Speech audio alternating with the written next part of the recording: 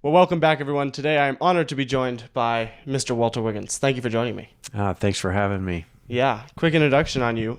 So you were a squadron commander and then chief of staff and director of combat development at the United States Special Operations Command, otherwise known as USOC. Am I saying that? Well, I was part of USASOC, which USASOC. is United States Army Special Operations Command. I was in a subordinate unit of USASOC. Yeah.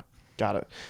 You had student at the U.S. Army of War College, Special Operations Support Team Chief and Deputy Director for the military, and Vice President of Business Development at Nomadics. Correct. You are the president at Whiskey 2 Solutions, which you founded, correct? Yes.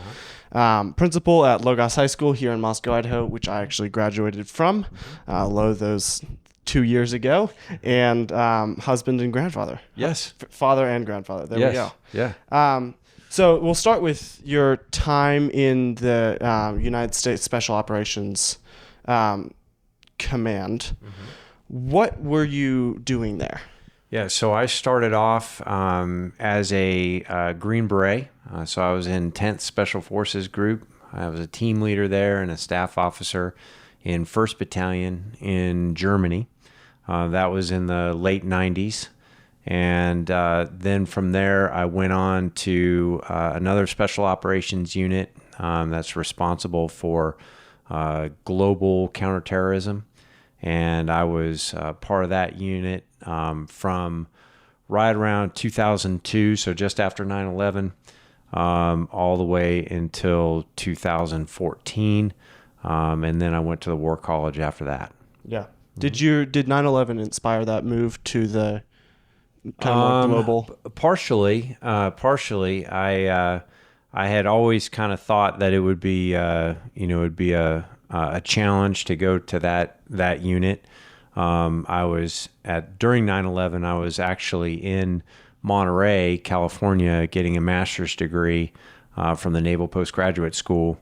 And I was recruited from there to go to this unit, initially as a staff officer, and then had an opportunity to be an operator.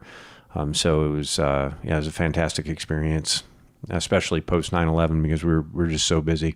Yeah. What was it like post 9/11 as far as, it felt like everyone wanted to be in the Army doing something? Yeah, well, for my classmates and I, when we were in Naval Postgraduate School, we're all a bunch of captains, O3s, and some junior majors, O4s. And we were in school when the attack happened and the initial invasion went into Afghanistan, and we could not wait to graduate. We had to get out of there because we were afraid we were going to miss the war. And lo and behold, we've gone 19 years in Afghanistan before we pulled out. And so we had plenty of opportunities to get into Iraq and Afghanistan. So it was a very, very busy time. Yeah. The pull out of Afghanistan happened at the the middle of 2020, correct? It's been 2 years now. So 2022. Okay.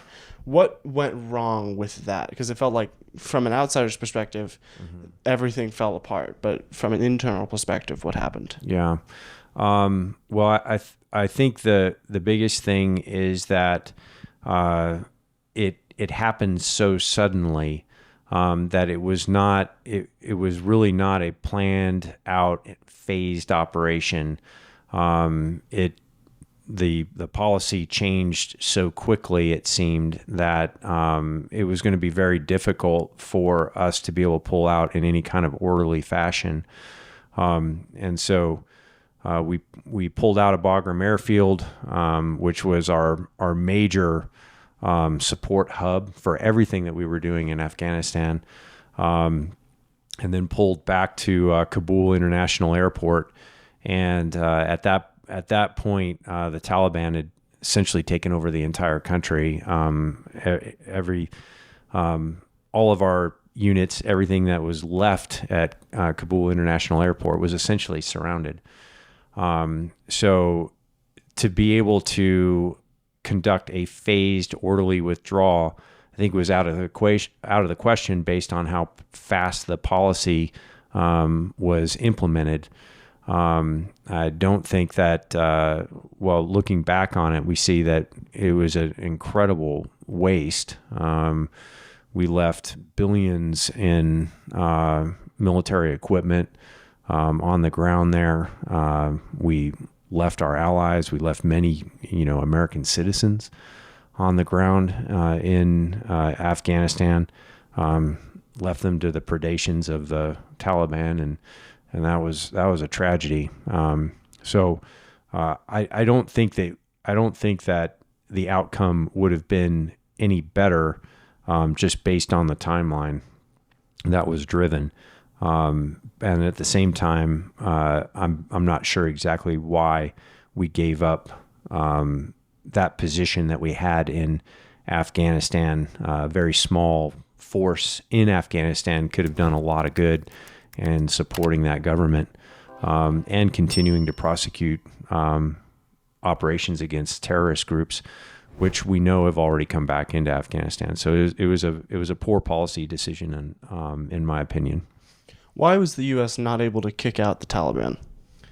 I think that the Taliban is part of Afghan culture in many ways. It is fundamentally Pashtun, and the Pashtun make up at least a third of the population. Pashtun being Pashtun is the ethnic group of one of the ethnic groups in Afghanistan. The Taliban were able to operate freely over the border between Afghanistan and Pakistan, so they had sanctuary. We were never able to really address that with the Pakistani government. And so when you have terrorist or insurgent groups that are operating freely over the border, it's very difficult to create some kind of sustained security in the country where you're operating on. The other thing is the terrain is extremely challenging. Very deep valleys and high mountain passes creates isolation, physical isolation. And it's very hard to ensure security throughout an entire country. So what you end up doing is you end up securing population centers. And then the Taliban would have more freedom of operations out in the countryside. So we tried to address that by training Afghan forces to be able to do those security operations. And it takes a long time to be able to do that. Yeah. Why was the U.S., I mean, it kind of feels like the U.S. is involved in every possible conflict we can be. Why do you think it's do you agree with the policy that the U.S. should have been involved in that war and in trying to kick out the Taliban? Well, I mean, our operations in Afghanistan, of course, were precipitated by 9/11. Our reasoning for going in there was sound. And our objectives at the time were to address Al-Qaeda, to destroy Al-Qaeda. We realized that in order to address Al-Qaeda, we also had to deal with their allies, which happened to be the Taliban, who were giving Al-Qaeda sanctuary at the time of 9/11.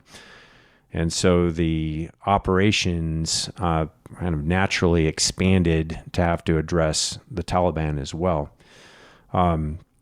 But there were a number of different opinions as to how to deal with the Taliban. And we quickly kind of came to the realization that the Taliban are going to be there. We're not going to be able to get rid of them. They are integrated into a complete ethnic group of Afghanistan. So the question is, how can we be able to live with them without them promoting international terrorism in the form of Al Qaeda. And that was something that we never got a handle on. We were never able to get a solution for that. Do you think that is ever possible? I don't think that it's possible within the time frame that we were there. It would take many more decades in order to make that happen.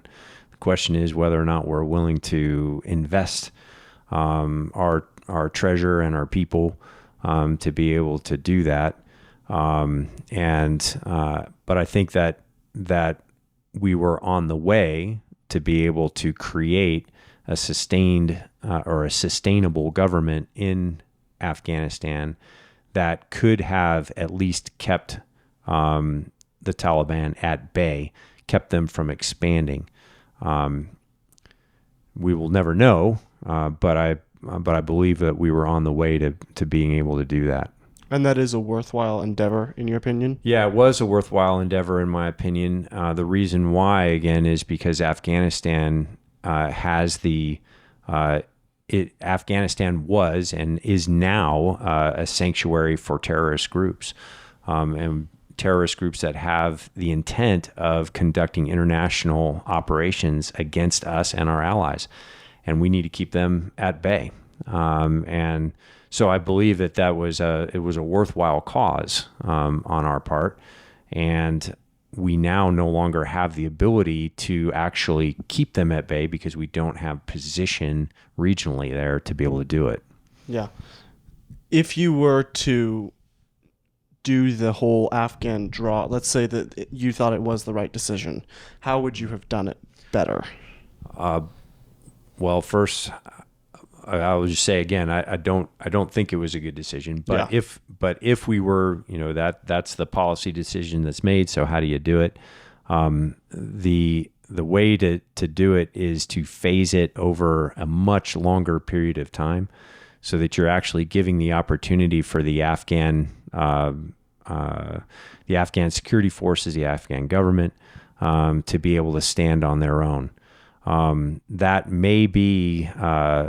I don't know if we could ever make that happen, for them to be able to be completely independent of U.S. support. That may be something that was completely impossible. Why is the Afghanistan government and their military unable to stop the Taliban? Again, the Taliban is very much a part of Afghanistan. And to be able to completely eliminate them, I think was something that just was not going to. We weren't going to be able to do that. We would have to figure out a way to live with them, and to make them more of a peaceful part of Afghan society as a whole.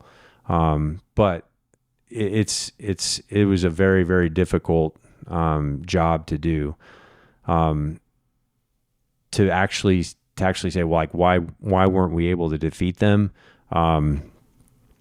Combination of things. One, the Afghan people's integration with the Taliban, the closeness with which common people had with the Taliban.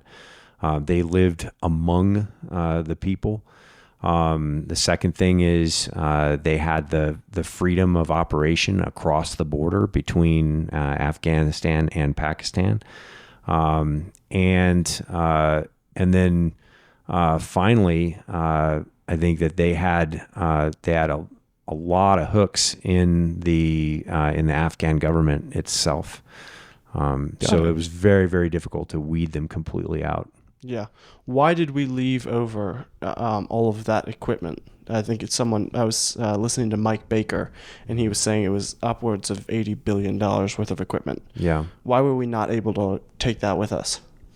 Well, the original intent was that a lot of that equipment was going to be used by the Afghan National Army. And one, the Afghan National Army did not have the ability to sustain that equipment. So we needed American contractors or American logistics folks over there to be able to sustain that. But the other thing was the drawdown was so fast. There was no way we were going to be able to pull all that equipment out. It would have taken probably a year to a year and a half to get all that equipment out of there. Yeah. Do you feel similarly about the war in Ukraine, for instance, or the Israel-Gaza conflict, as you do about Afghanistan, as in we should be part of that? I think that American leadership is required in order to bring about a peaceful solution to the situation in the Ukraine. And also in the Middle East. I don't think that we have the luxury of simply stepping aside and not being part of any solution that comes about. American power and both economic power, political power, military power is significant. And so when we choose not to exercise it, that leaves an opportunity for other powers to step in. I believe that our efforts in the Ukraine to check Russian advancement and Russian aggression, I think is a good thing. But what we need to be doing is moving towards a sustainable peace. And that is an area where I feel like we have not proposed, or we've not been leading in the effort to bring about a ceasefire, to bring about a sustainable peace, and that's where we have really fallen down in our efforts. I think the situation in the Middle East right now, Israel requires American backing in order to be truly effective against Hamas, and American backing, not just in military capability, military weapons, but really political backing. They need us to be their advocate in their war against Hamas, and when we send mixed signals, it's very difficult for them to be able to sustain their operations over the time that's required in order to get that job done. But I believe that is a righteous fight. It's one that we need to support. Again, with Ukraine, I feel like where we need to be moving right now is towards a sustainable peace. Continuing to perpetuate the war or allowing the Ukrainians to go on offensive operations against the Russians is completely counterproductive, and that's not the direction that we should be going. What do you mean mixed signals towards Israel and Gaza? Yeah, when we say on one hand that Hamas is a terrorist organization and that Israel has a right to defend itself, and then at the same time we chastise Israel for defending itself, or we offer weapons and munitions in support, but then we cut that support off as soon as in the course of their operations they have some civilian casualties. Then now we're sending mixed signals. We're saying we want you to do this, but we don't want you to do it the way you're doing it, and that's counterproductive. Right. Why has the conflict in Ukraine and Russia not ended? If the U.S. has the leadership that you're saying it does, and why have we not been focused on bringing peace to that part, to bringing peace to that war? Yeah, that's a good question. I think the biggest thing is we see the opportunity to knock Russia down a few pegs, and the Ukraine war has done that in many respects. The Russians clearly have spent way more in terms of their military capability. They've lost hundreds of thousands of troops in Ukraine, and that's from a U.S. strategic perspective, that's a good thing. We have Russia is clearly an adversary of ours, and they have spent tremendous treasure and blood in Ukraine. However, we also have to take a look at their interests, and Ukraine is a very, very high strategic interest for the Russians, much more so, I would say, than in our case. We live in another hemisphere. The Russians are right on the border, so this is a very proximate interest of the Russians, and so that's why I think we're never going to return all of Ukraine to the Ukrainians. The Donbass, the Crimean Peninsula, they are occupied by the Russians. The Russians are not going to give them back. We need to come up with a solution that's going to restore the borders to that pre-invasion place where they were, and that's where I think we could actually make a sustainable peace effort towards that if we were willing to say, Russian, Vladimir Putin, you will be able to keep the Donbass, you will be able to keep the Crimean Peninsula, and no more. And then we have to be able to say the same thing to Zelensky. You're not going to get it back. But what you are going to have is what you had pre-war. And I think by doing that, we actually offer a sustainable solution. Right now, we're not, and I'm not quite sure why. Why we would not be interested in that, other than the fact that we see it as an opportunity to continue to weaken the Russians, which I think is also very dangerous. Dangerous being, what do you mean by dangerous? Well, again, if say Vladimir Putin sees this as a direct threat to his formal power, attack, yeah, right, as a direct threat to his power, what is he willing to do in order to maintain that power? He's a nuclear state. Would he be willing to use tactical nuclear weapons against Kyiv? Yeah, that is something that we have to account for. And if he's pushed too far, how far can we push them before he would use nuclear weapons? And I think that's a very important question that we're not answering right now. Donald Trump has said that he could end the war in Ukraine in one day, or like maybe it was in his first week in office. Right. Would that actually be possible? No, not in the first week in his administration. If he win, I don't think that's possible. I do think that it could be done in a few months with a sustained effort. I think it could be done. Yeah. If we're trying to knock Russia down a peg, do you think we should be sending U.S. troops over there? I do not believe that it would be in our interest to send U.S. troops to the Ukraine. I don't think that it is. I don't think it's that high on our priority list that we would actually risk U.S. lives in the Ukraine. Yeah. Why do you think it's become such an obsession?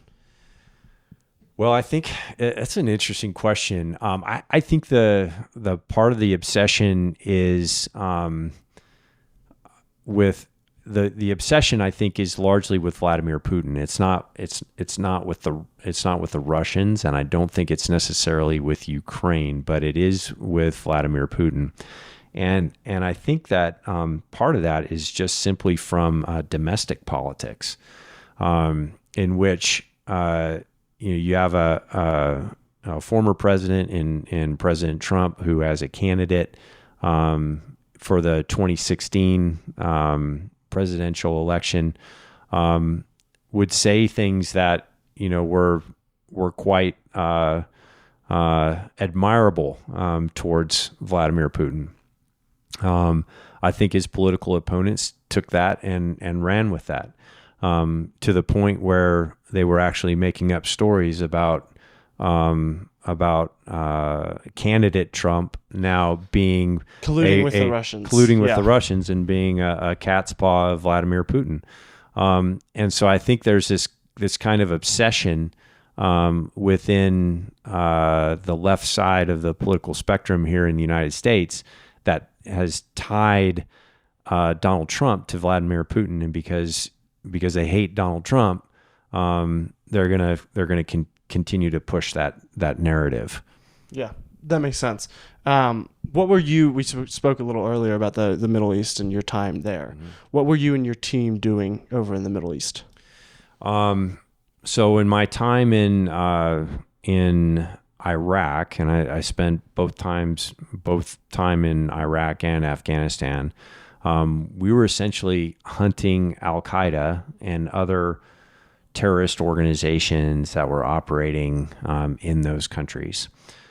So most of our efforts was against Al-Qaeda in Iraq, which was a spin-off of the main Al-Qaeda organization that at the time was based in Pakistan. And so our efforts there were to dismantle that organization in order to buy time and space for the Iraqi security forces to be able to establish a sustainable security situation, so we could start building infrastructure and everything else that you need to have a functioning society. So our effort was simply to go after the terrorists that were trying to undermine Iraqi sovereignty. How was what you and your team were doing different from what a non-special operations unit was doing? The conventional forces that were in Iraq at the time were largely responsible for owning space or owning pieces of ground and creating sustainable security in those specific areas, and then helping the Iraqi security forces and the Iraqi government build up infrastructure that was needed for them to be able to have a flourishing society. So our operations were really nationwide and focused on going after particular terrorist groups that were seeking to undermine that effort. So we would cross into battle space that was owned by various U.S. or international units, and we would coordinate with them in order to conduct our operations. What kind of targets were you going after? People primarily. So these would be the either weapons facilitators, financiers, operations guys. Actually, we would go after bombers or people who are intent on conducting terrorist operations, and the leadership. So we would go after the whole network. Yeah, I'm sure they had lots of security to inhibit you from doing your job. Yeah. What kind of guards did they have against you being able to find them? Yeah, the biggest thing that they would do is try and blend in within the population. Try and maintain anonymity within the population, and to disguise their operations, swimming in that sea with the populace. That was their primary means of security. So it made it difficult for us to be able to identify them and ensure that we weren't going after innocent civilians who simply appeared to be doing something strange. So we had to use multiple sources of intelligence to ensure that we were going after the right people. Yeah, and you can't bomb them, correct? Because they're in the middle of civilians as well.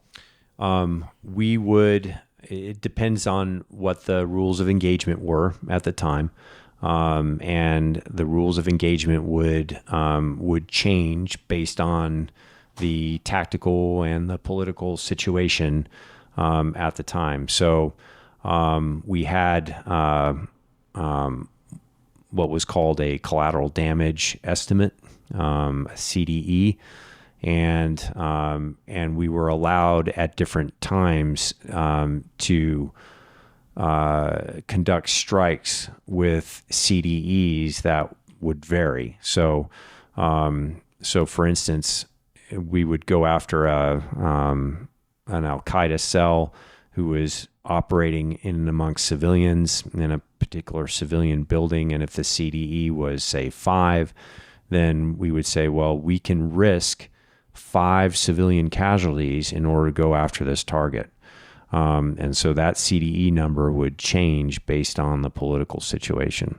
And when we're at the height of the war, in which Al Qaeda was operating with near impunity, our CDE was quite high, and we were able to strike targets where the risk of civilian casualties was pretty significant.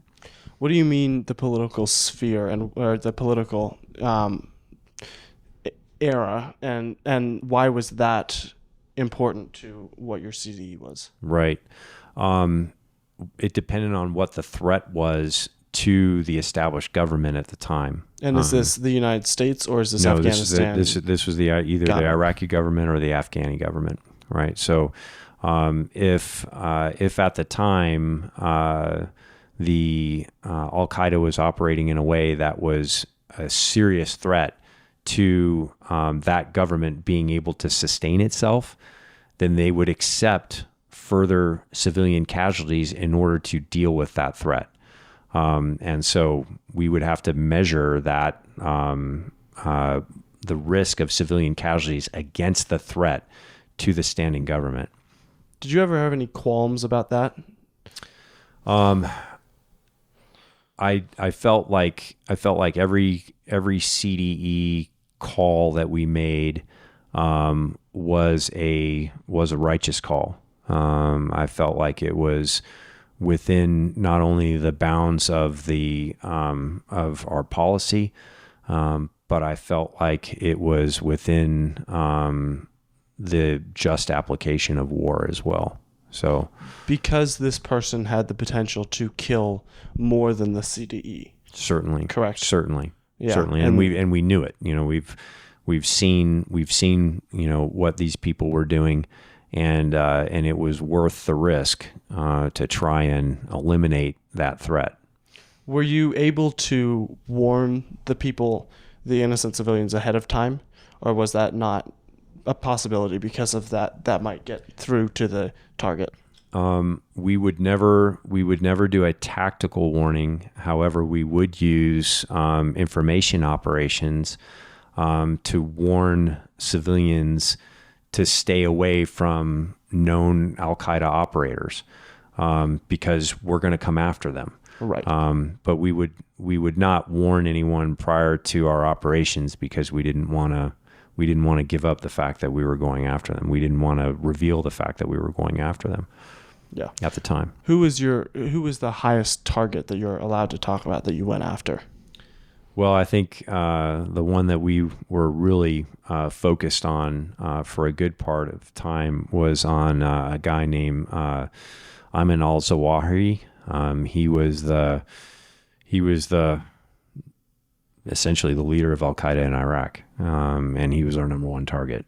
And we spent a good amount of time going after him, and ultimately were successful. So we actually took care of him in an airstrike. Okay, in an airstrike. And how often does it airstrikes versus hand-to-hand combat? Well, how often would we decide, okay, am I going to drop a bomb versus I'm going to send an assault force to deal with it? Yeah. It really depended on the tactical situation. So what's the risk involved to the force? How fast can we get there?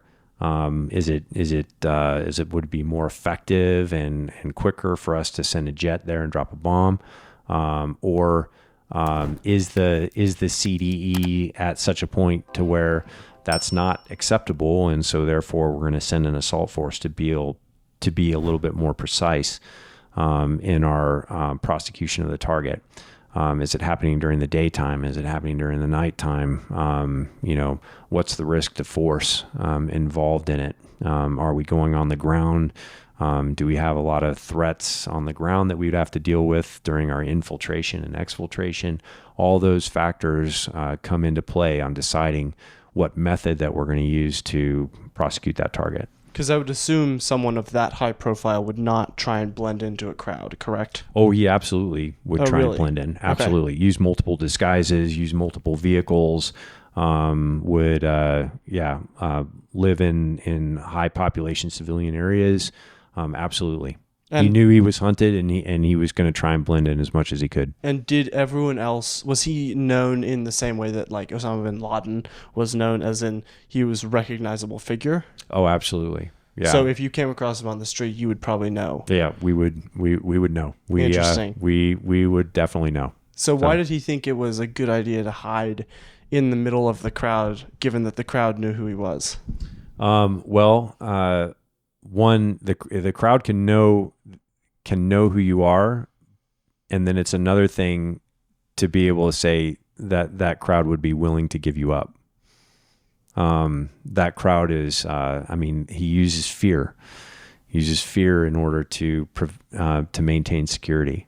So if people are, they would see him, on the streets, then the question is, am I going to risk my family by being a source of information to the Americans so that this guy can be ultimately killed or captured? And many civilians they're just not going to risk that. Yeah. How do you prepare for something like that when you're looking at eliminating a target? Well, I think the biggest thing is our intelligence gathering processes that we use. So we have to have multiple disciplines involved in putting together what we would call a target package. So we want to be able to look at multiple sources of intelligence to be able to make a good call. And then operationally, to have a team that is built on trust, that has been built over many training sessions, many operational sessions, so that you can operate very quickly and efficiently. So there's a lot of training that goes into that to build that kind of trust. Was that man, I forgot and / can't pronounce his name. Yeah. Was he your AMZ? You can just call him AMZ. AMZ. Was he your most difficult target that you went after? He was one of them. He was one of them. Yeah. Do you have one that stands out in your mind as like that was the toughest to track and then eventually find and eliminate? There's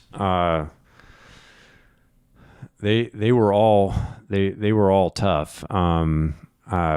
Going after, just backing up a little bit, going after Saddam Hussein was a very difficult target because Saddam was, again, one of those, everybody knew him, right? And so he had to be able to hide out, and he was pretty effective at doing it. And it took a lot of very good intelligence work and multiple operations over time to pull in the support network and question and interrogate members of the support network in order to put together a picture that said, that told us our best source or our best opportunity to capture him is at this location and at this time.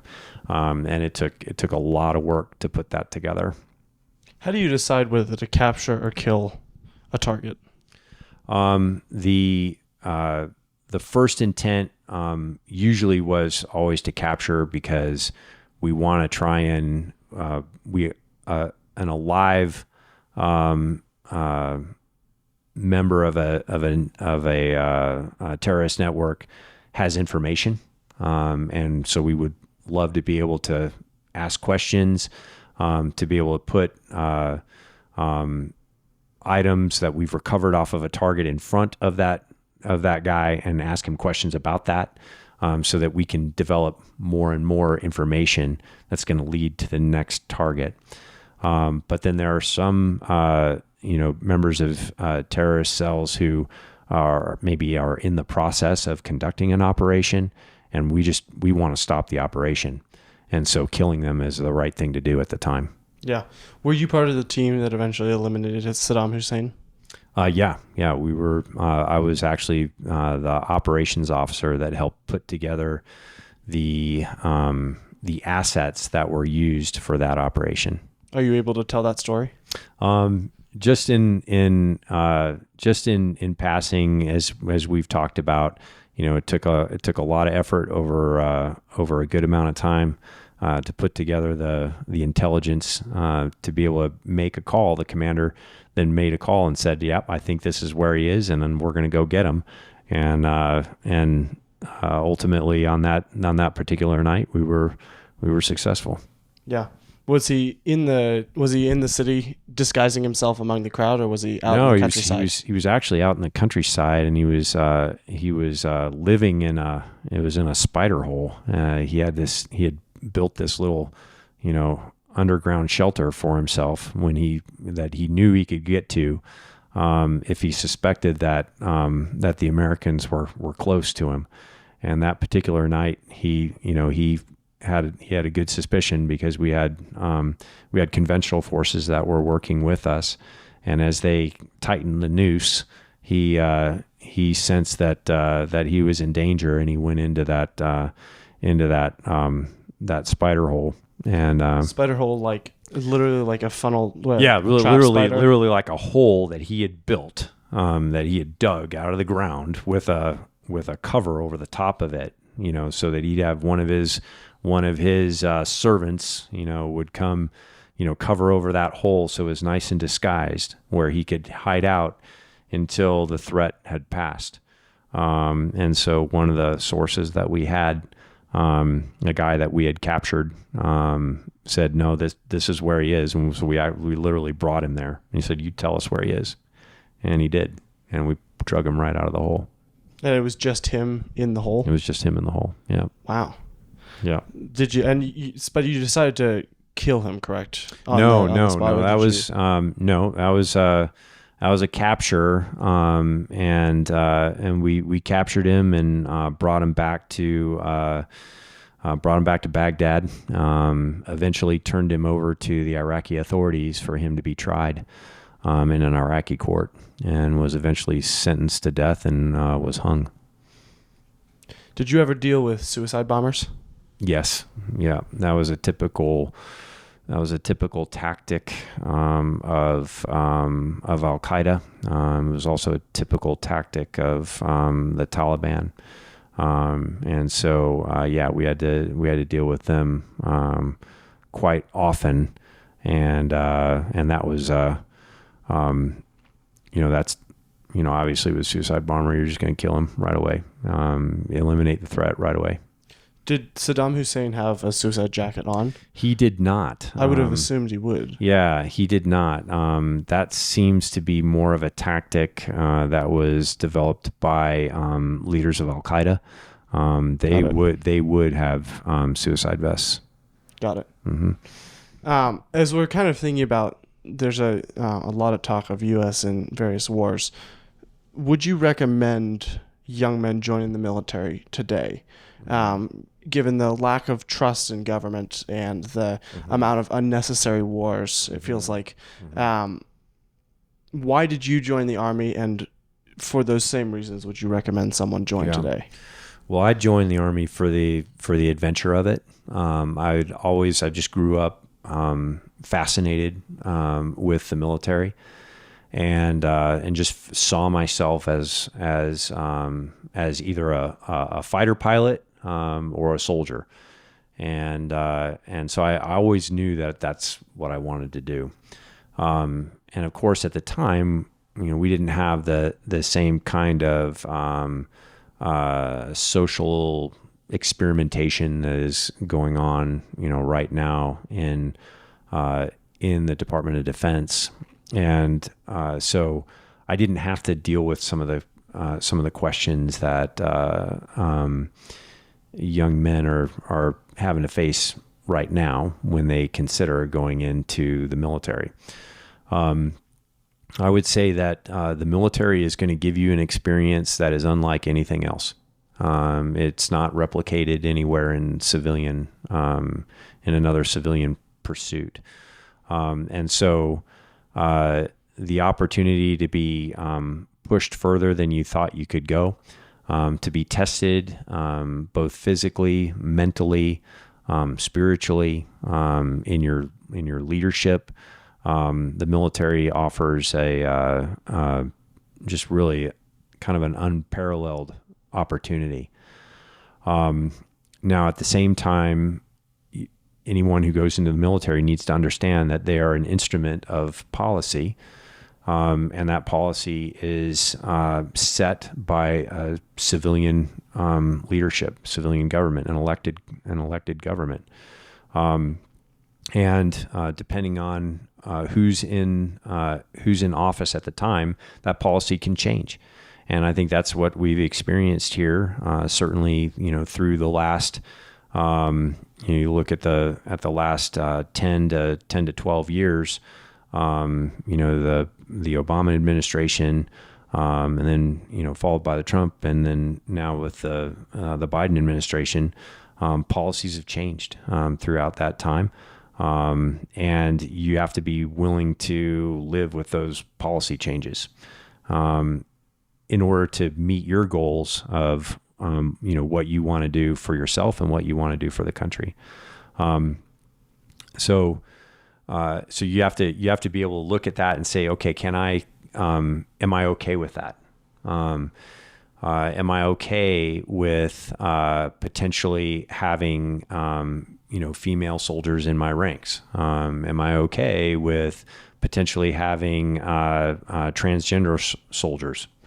And that's just part of reality. And so you have to be willing to say, right, it's worth the experience that I get in the military, the opportunities that I get in the military, for me to have to potentially deal with things that I'm uncomfortable with. Did you ever have any moral struggles where you were like, look, as a Christian, I'm not sure about the call being made here? I never felt like in combat that there was a bad call being made from a moral standpoint. There were times in which we felt like, all right, maybe I'm making a bad tactical call, but never a bad moral call. It felt like every time we went after someone, it was the right thing to do. So I didn't feel like that was a problem. Now I had a lot of great leaders. I had a few leaders that were pretty poor. But overall my experience was pretty good. Yeah. Did you mentioned that you wanted to be Air Force or Army? Mm-hmm. Why'd you choose to go down the Army and eventually Green Beret route? Yeah. The opportunity that I had through ROTC was really Army ROTC. I was at UC Santa Barbara, and they had Army ROTC. I also discovered that my eyesight at the time was not good enough to be a pilot, and so that kind of limited what I could do. But I sure enjoyed Army ROTC. And really got into it, and eventually ended up going into the infantry. What was the training like for boot camp for the Army and eventually for the Green Berets? Well, in order to qualify. Yeah. So for me, going through ROTC is a little bit different path than, say, an officer going through West Point or OCS. But there's training that you conduct throughout the year with your university, and then during the summer you go to various camps where you're assessed, and then depending on how you perform, then you're given your branch assignment.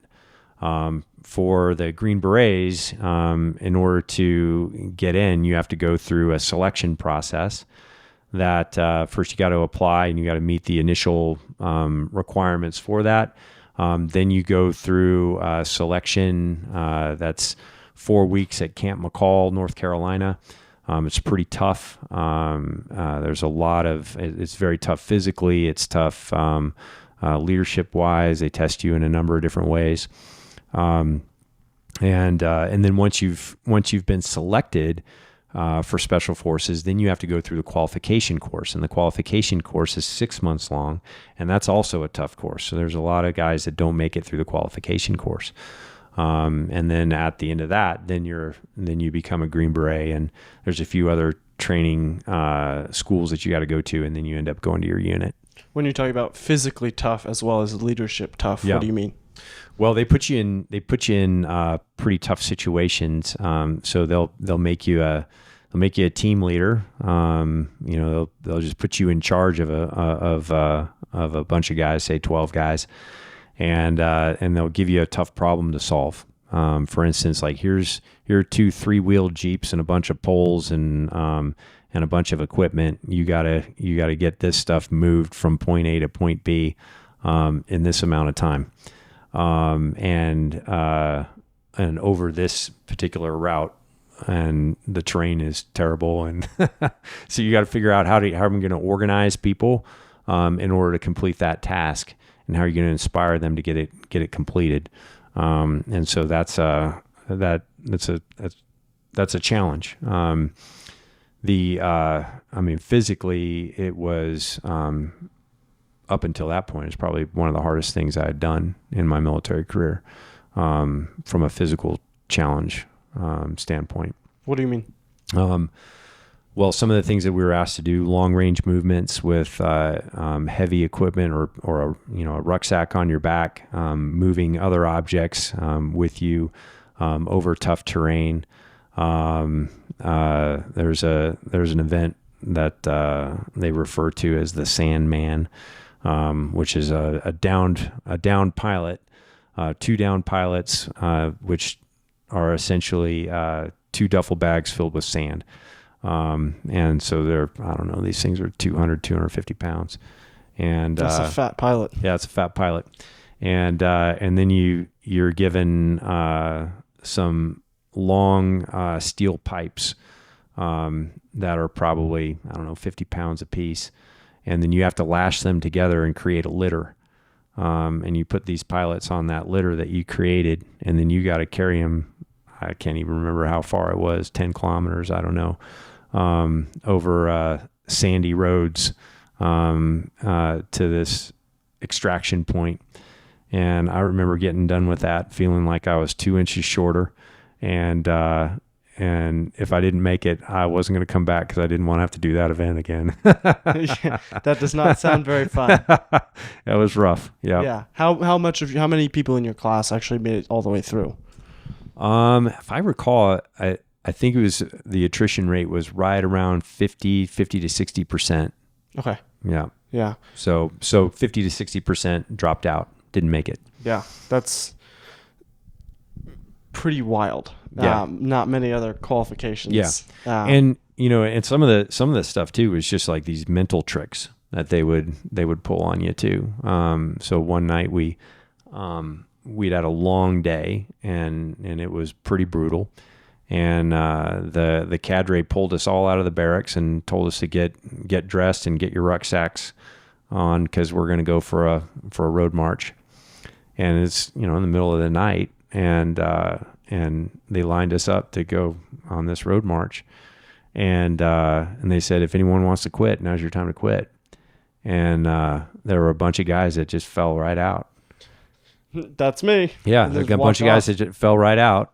And then they put them over on the side, and then everybody else, they said, okay, you're dismissed. You can go back to the barracks. We didn't do the road march. It was just a mental game.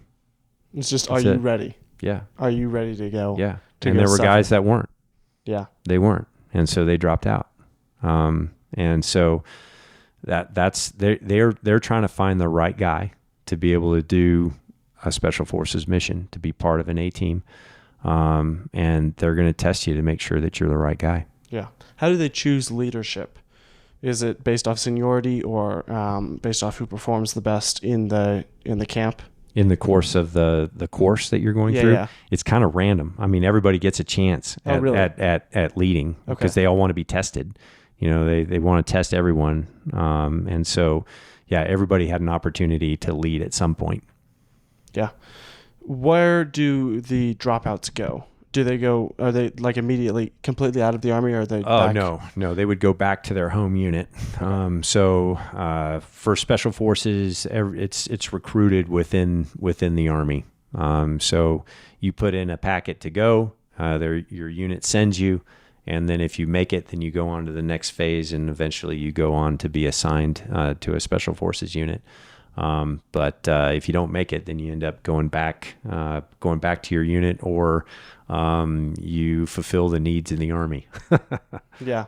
I know there are some people who have seen the training videos online, not necessarily of you guys, but of other Army and Navy operations, Right. and are kind of wonder, is that really necessary? And in your experience, was it actually useful and necessary to have gone through that? To go through that selection process? Yes. Oh, absolutely.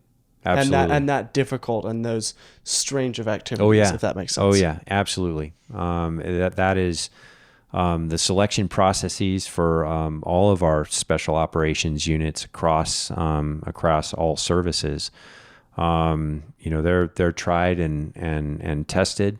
They're all tough by design to make sure that you're selecting the right people, the people who are going to be able to perform in those environments that are particularly difficult. And you got to know that you can trust them to be able to do that. And in order to be able to trust them, you've got to be able to put them through tests to know that they're going to be able to perform when they need to perform. So yeah, they're absolutely vital to special operations. Yeah, and not only the physical aspect, but also the mental acuity aspect. Yeah, the ability to problem solve and to think through problems, especially when you're cold, wet, tired, hungry. That's you've got to be able to do that. Where did you see the real world application for that? Oh, I saw it in a number of ways in which we would go on operations that were of long duration, over multiple days or nights, in tough mountainous terrain, or in hot deserts, or in deep snow, and the fact that you can trust the guys next to you, because they've proven themselves both physically and mentally over time, is what allows you to be able to do those kinds of tough operations. Yeah. Did you lose any team members? I never lost a man as either a team leader or a troop commander. I did lose 2 soldiers as a squadron commander. What was that like? It was probably one of the hardest things I've ever experienced.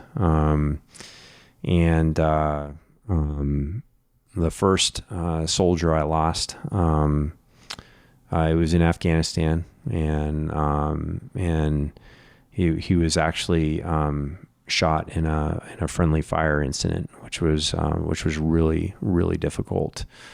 But I was really proud of my guys and how they were able to bounce back from that and be able to continue their operations. I'm really proud of my wife, who, as the squadron commander's wife, was back at Fort Bragg at the time, and was having to deal with families and the mourning that was going on there. She really did an amazing service to those people and to me while we were still deployed.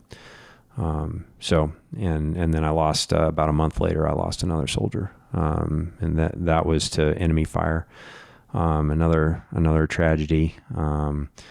But I was just really proud of the guys that I served with and how they were able to maintain their professionalism, and then at the same time come back and mourn our losses and care for our families and be able to get ready to go again.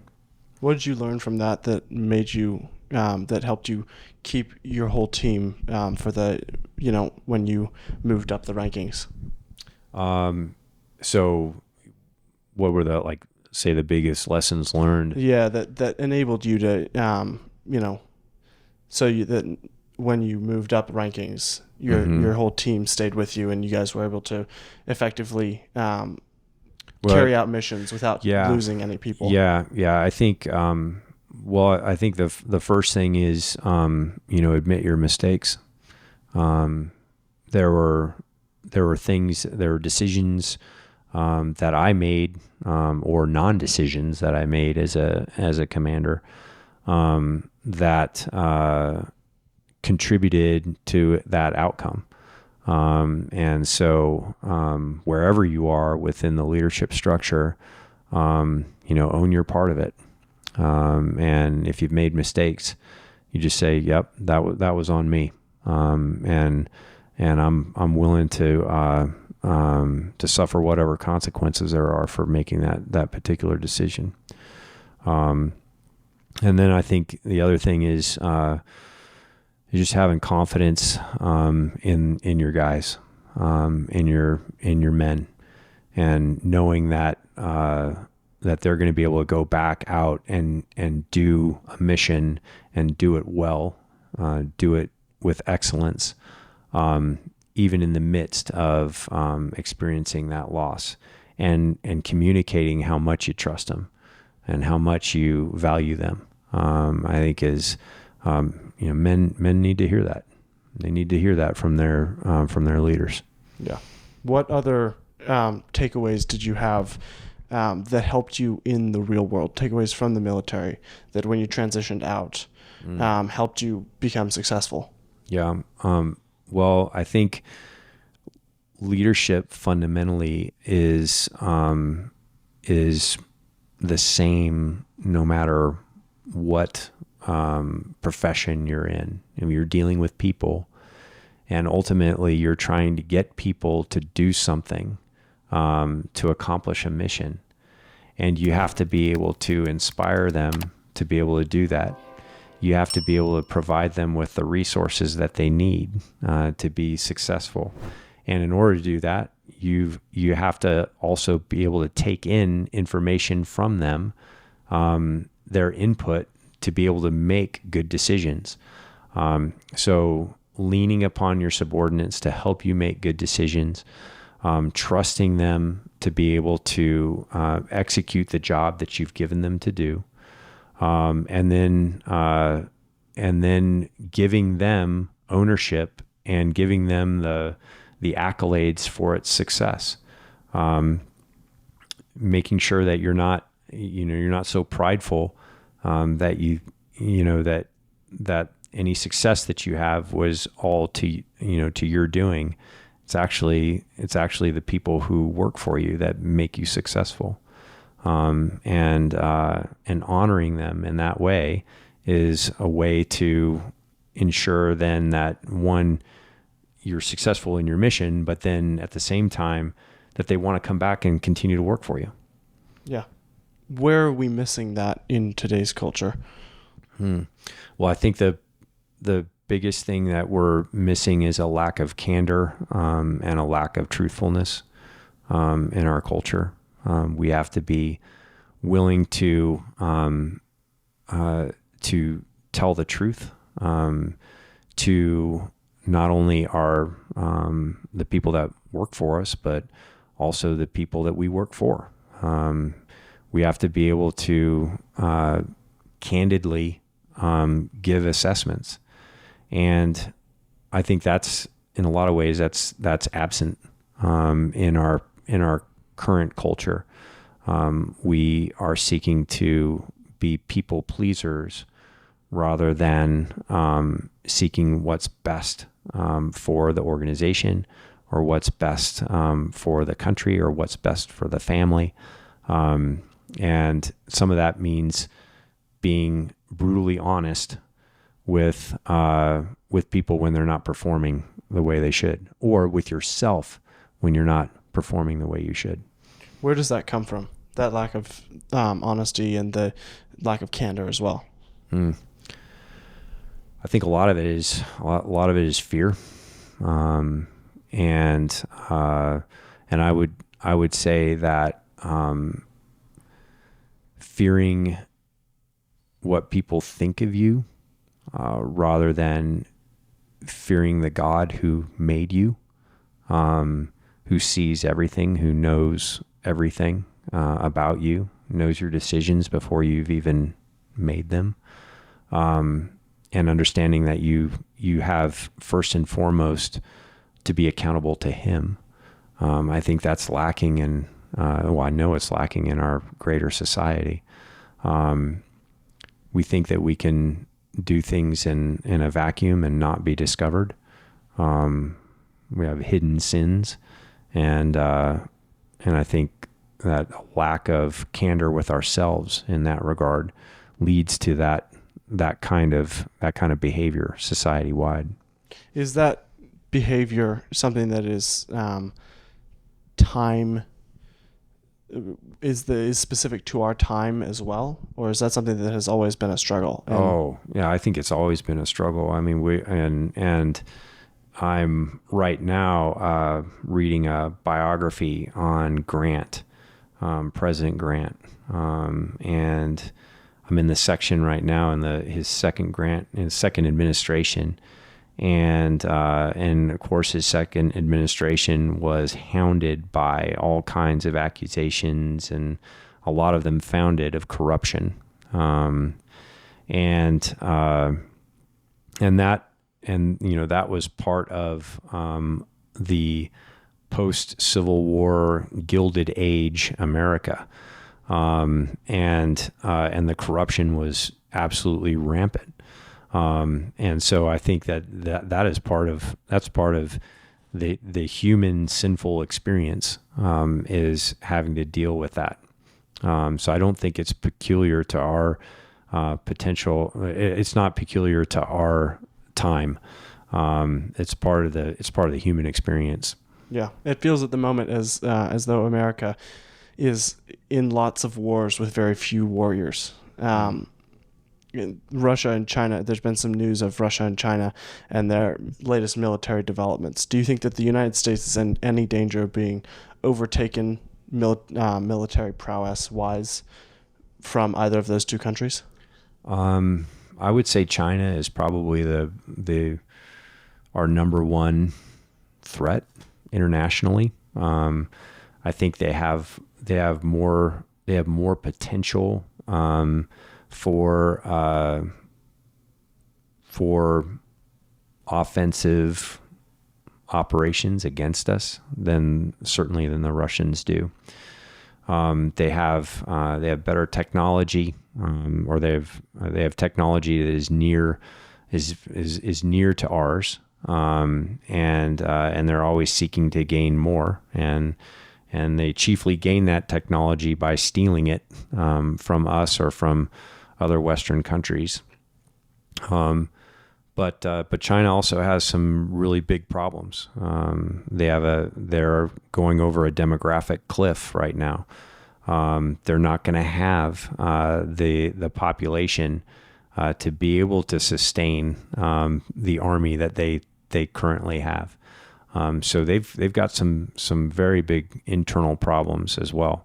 But they are a country that is in that kind of situation is almost more dangerous, because they're going to seek to do things that may be of higher risk because of their national interests, in order to preserve their national interests. Right. In the same, a drowning man is more dangerous than a swimming one. Yeah, absolutely. Yeah. And part of the fear also about the America being overtaken is that the military seems to have been overtaken by the woke mind virus, as it is affectionately known. How did that come about? When did that infiltration start? Well, I think you can probably go back to the Obama administration and the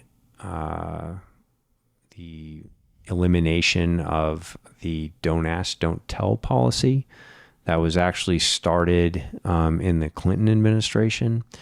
And that was a policy that said, always traditionally, gays were not allowed to serve in the military. And you could be at points you could be court-martialed if you were engaged in homosexual acts in the military. With the Clinton administration, they put a policy in place called "Don't Ask, Don't Tell," and that was essentially that. Yeah, you could be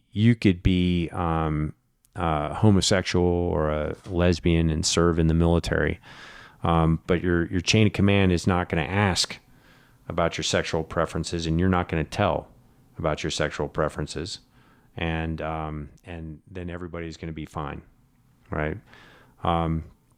Well, that policy lasted for, I guess, the better part of a decade, and the policy was actually used to remove a good number of homosexuals who were serving, because they would find out, the chain of command would find out that they were, and then they would say, well, that's a violation of don't ask, don't tell, and so we're gonna kick you out.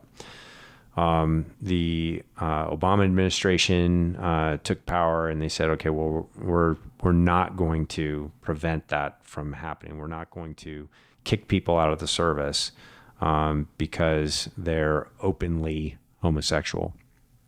And so they got rid of don't ask, don't tell. And I think that was probably the thing that maybe precipitated the larger now, woke mindset that you're talking about. So now it comes to the point where now openly homosexual couples can, live together on base, or they can get married, and they're recognized as a married couple, and they get all the benefits that come with that. And so I think that has an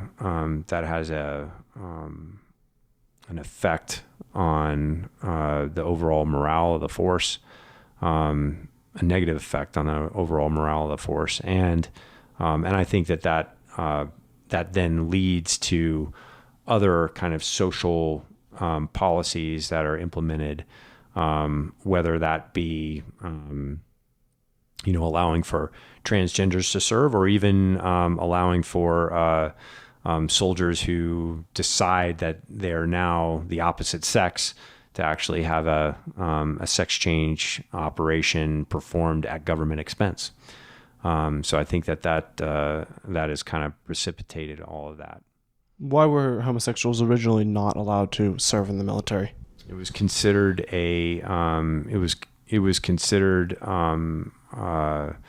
detrimental to good military order and discipline.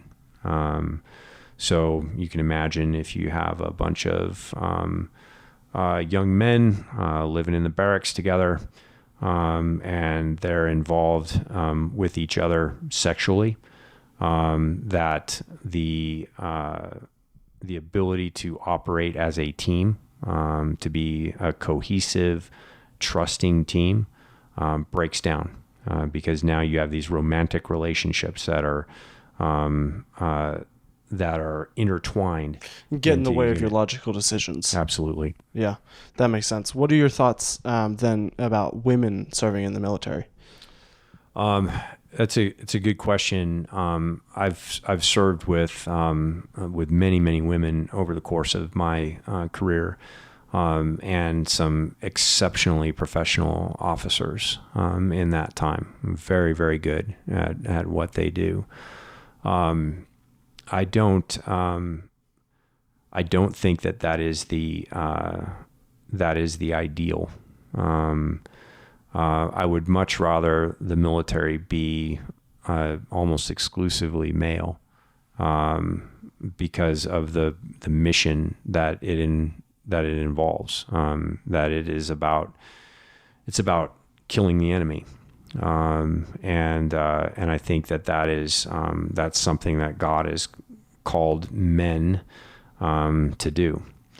That is, again, not to take away from some incredibly capable women, but when we look at what the Bible says about the role of women and the role of men, it's the role of men to serve as soldiers, and so I think that in a lot of ways we've certainly departed from that, and I think that overall has a negative effect on our ability to be as effective as we can be. Yeah. Do you think the United States is too focused on war? I don't know. We certainly have had a number of decades of what would seem to be continual war. The United States as a society, I do not think is focused on war. I think that as a society, we've largely forgotten it. And I think that's because the burden of fighting those wars is limited to a very select group of people, because we have an all volunteer force. So there's very few people now in greater society that have actually served. And so that you create this kind of schism between the military and veterans and the society that they serve. Politically, I think that we have been too eager to engage in war. And I think that has been particularly evident going back to Iraq, and the reasons for us going into that country to begin with turned out to be we made a lot of false assumptions about Saddam Hussein and his ability to use weapons of mass destruction, his possession of weapons of mass destruction.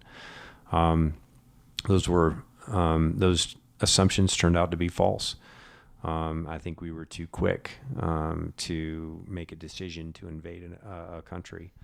I think that what we're seeing in Ukraine right now, in a lot of ways, is being driven by a desire for our military industrial complex to get its weapons of war, out on the battlefield and tested and proven and certainly bought and sold to people to use them. That sustains their business. So I think in a lot of ways we might be too eager to get into war simply because of the politics of the military industrial complex. How do we as the United States show that we still have a strong military hand, while at the same time not just paying into the pockets of the military industrial complex and wasting American money, time, and lives? Mm-hmm. I think one of the ways that we do that is through the development of good relationships with our allies, and we show our capability through the training and the exercises that we're willing to do with those allies. Those are very public displays of American power, and I think that you can. Exercises have always been a way that we've been able to communicate to our adversaries what we're capable of doing. Yeah. It does not necessarily communicate what we're willing to do, but it certainly shows them what we're capable of doing. How do we as the American people slowly limit and then eventually remove, or should we remove, the military industrial complex? Well, the military-industrial complex is a necessary part of us sustaining our technological edge over adversaries. So it's a necessary part of our overall military capability, but it also needs to be governed. And a lot of the things that we've seen is this kind of incestuous relationship that occurs between the services and the big companies that make up that industrial complex. So good examples of that are 3- and 4-star generals who, after their retirement, are hired on to the boards of Lockheed Martin or McDonnell Douglas or Raytheon or Booz Allen Hamilton, the big companies that provide a lot of the capability that we have, and a lot of the services that are provided to the Department of Defense.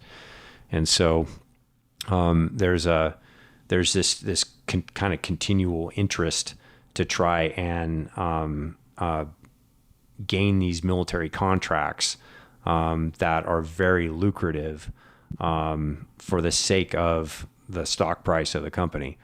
And I think that limiting the ability of a lot of our service members then to go and serve or go and work for these companies might do something to slow down the expansive nature of the military-industrial complex. It is definitely a complicated question, though. Yeah, that makes sense. And I think that a lot of the U.S. government needs to be a little more regulated by whom we're not sure. Well, it needs to be streamlined, definitely. Streamlined, yes, but also the fact that Nancy Pelosi on $120,000 a year salary is worth however much she's worth, which is a lot more than $120,000 a year could get you, should be slightly concerning. Yeah. And that's true for many politicians and people who work in and with the government. Yeah. And as I mentioned before, that was primarily the concern during the second Grant administration. It was the same thing. It was political patronage, except instead of the Department of Defense, it was the Bureau of Indian Affairs that became the big cash cow, and which Congress people essentially paid off their constituents by getting them jobs. And the Bureau of Indian Affairs was one of the big ones that they used because of all the federal contracts that came in through there. How did they eventually was Grant part of the overturning of that, and how did they overturn it? Grant was not successful in that, so I'm not to that point in history yet, but to a large extent, those the cleanups that happen within the civil service are kind of episodic. So they definitely they need to be done. Someone needs to come in and clean house periodically. Yeah. And I think we're long overdue. Like the crazy man in Argentina. Yeah. we need a crazy Argentinian man. That's right. He just might have, he might be orange with blonde hair. Yeah, he just might be. The military is also running into problems. We were speaking about the woke people in the military, but they were also having problems recruiting people because, as one general, I believe, said that none of the people who are currently in the age range for the military, or at least very few of them, are mentally fit or physically fit enough to join the military. And the problem he was outlining was the people who trust the government are generally mentally and health and physically unfit. And the people who don't trust the government are physically and mentally fit, but don't want to join the military because they don't trust the government. Mm-hmm. How do we overcome that difficulty? That is it's certainly a larger societal ill that the military is not going to solve. The way to overcome that is to get back to the things that have made this country great over its history. A recognition that that this country was built upon a biblical foundation that recognizes the value of human beings as made in God's image, that gets back to a biblical understanding of sin and repentance, a biblical understanding of what just government is, and what the citizen's role in that just government is. It all starts with a biblical foundation. And as we have eroded that over, especially it seems the last century, it's no surprise that we have the societal ills that we do right now. And those societal ills have a downstream effect on our ability to create a sustainable force to protect us. And so we have to go back to addressing those kind of root causes that are then affecting our ability to recruit and sustain a force. And again, those aren't things that the Department of Defense is going to be able to address. These are things that families address. These are things that churches address. These are things that are addressed at a very local level. This is not something that the federal government is going to be able to solve. Switzerland has a policy, though, that every man is mandatory service in the government, in the military for X amount of years. Yeah. Do you think something like that would be helpful for the United States at the moment? We may be in a position where we actually have to implement the draft again, but we haven't had that since, I believe, 1975. So it's been 50 years since we've actually had a draft, and it may be difficult to go back to that. And at the same time, the question is who you're going to draft. You know, the report that you're referring to, and I've heard that, I've heard those kind of statistics purported quite a bit. You know, that 70% of the American populace is either overweight or unhealthy to the point that they are not able to serve, drug addicted, or have criminal backgrounds, or don't even have the education required to serve in the military because they haven't graduated from high school. When you add all that together, who are you going to recruit in order to be able to do that? There's not a lot of people out there. So I think that there's certainly the possibility that we could implement the draft again. And of course, we have people in Congress who are batting about the idea of opening up selective service for women, which I think is a horrible idea. And not something that I would ever support. But we're at the point where, in order to sustain the size and capability of the military, selective service for women might be necessary. That's an unfortunate reality to be in when you have men that are too weak to, that they have to send the women to war. Mm-hmm. How does that change? Well, I go back to this kind of biblical foundation of understanding, what's the role of a man? What's the role of a woman? How have we been made to function in those roles? And men need to start understanding that part of your calling as a man, who you've been made to be, is a defender. You are to be the defender of your family first, and then the defender of your community and your country. That's your obligation. And I think in a lot of ways we've simply ceded that. We've ceded it to, to either government institutions or we've ceded it to the women. And that's something that we need to restore. We need to restore an understanding of biblical masculinity. There are many Christians, though, Christian men who are not physically trained and who don't physically challenge themselves and work out and those kinds of things. Yeah. Why, since Christians do have that foundation of this is what biblical masculinity should look like, why are there Christians who are not doing that?